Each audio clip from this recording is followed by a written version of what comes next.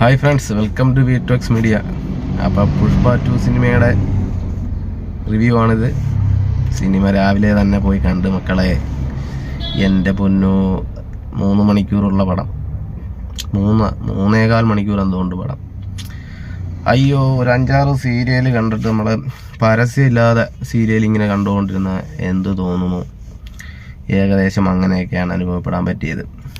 സിനിമയുടെ first part നമുക്കറിയാം, പടം ഗംഭീര വിജയമായിരുന്നു, നല്ല പടമായിരുന്നു.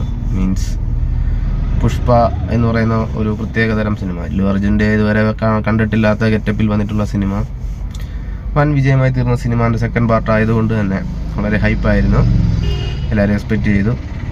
പക്ഷേ ഫുൾ കോമഡി ആയിപ്പോയി. പടം അങ്ങോട്ട് എറിച്ചില്ല. പുഷ്പ 1ൻ്റെ ഇഴയിലെത്തില്ല. പുഷ്പരാജ് എന്ന് പറയുന്ന ക്യാരക്ടറിൻ്റെ ഒരു 5% പോലും പടത്തിന് നീതി പുലർത്താനായിട്ട് സാധിച്ചിട്ടില്ല. സിനിമയിൽ ശ്രീവല്ലി എന്ന കഥാപാത്രമാണ് സിനിമ ഫുള്ള് തൂക്കിയിരിക്കുന്നത്. പുള്ളിക്കാരി മൊത്തത്തെ ഇമോഷണൽ രംഗങ്ങളിലൊക്കെ, പുഷ്പരാജുമായിട്ടുള്ള സീനുകളിലൊക്കെ ആകെ ചളക്കൊളമാക്കി എന്ന് തന്നെ പറയേണ്ടിയിരിക്കുന്നു ഫ്രണ്ട്സ്. അതാണ് അവസ്ഥ. കുറേ കഴിഞ്ഞപ്പോൾ എല്ലാവർക്കും കോമഡി ആയി തുടങ്ങി, എല്ലാവരും അതൊക്കെ കണ്ടു ചിരിക്കാനൊക്കെ തുടങ്ങി. അല്ലാതെ വേറൊന്നും പ്രതീക്ഷിച്ചിട്ട് കാര്യമില്ലെന്ന് സിനിമ തുടങ്ങി ഒരു 10-20 മിനിറ്റ് തന്നെ ആളുകൾക്ക് മനസ്സിലായെന്ന് തോന്നുന്നു.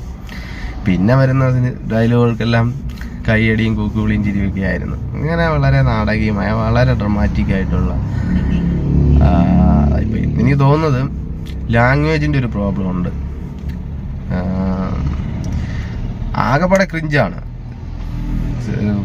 റിലേഷൻഷിപ്പ്, നായകനുമായിട്ടുള്ള റിലേഷൻഷിപ്പ്, നായകൻ്റെ കുടുംബവുമായിട്ടുള്ള റിലേഷൻഷിപ്പ്, സുഹൃത്തുക്കള്, സഹപ്രവർത്തകരായിട്ടുള്ള റിലേഷൻഷിപ്പിനെ കുറിച്ചൊക്കെ ഉള്ള ഫീലിങ്സ് ഉണ്ട്. അത് ഫുൾ ക്രിഞ്ചാണ്. എങ്കിൽ തന്നെയും അതിൻ്റെ കൂടെ ഡബ്ബിങ്ങും കൂടെ ആയപ്പോഴത്തേക്ക് പൂർത്തിയായി, മൊത്തത്തിൽ ആടിപ്പൊളിയാക്കി കൈ തന്നിട്ടുണ്ട്.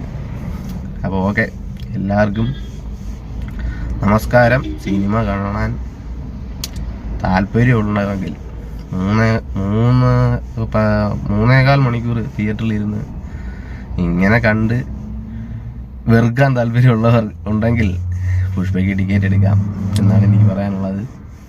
എന്തായാലും വളരെ വലിയൊരു നിരാശയായിപ്പോയി. പുഷ്പരാജ് ഇനിയും ഉണ്ടെന്നാണ് പറയുന്നത്. എങ്ങനെയാണോ എന്തോ. അപ്പോൾ ഓക്കെ, എല്ലാവർക്കും അടുത്തൊരു വീഡിയോയുമായി വരാം. അതുവരേക്കും ബൈ.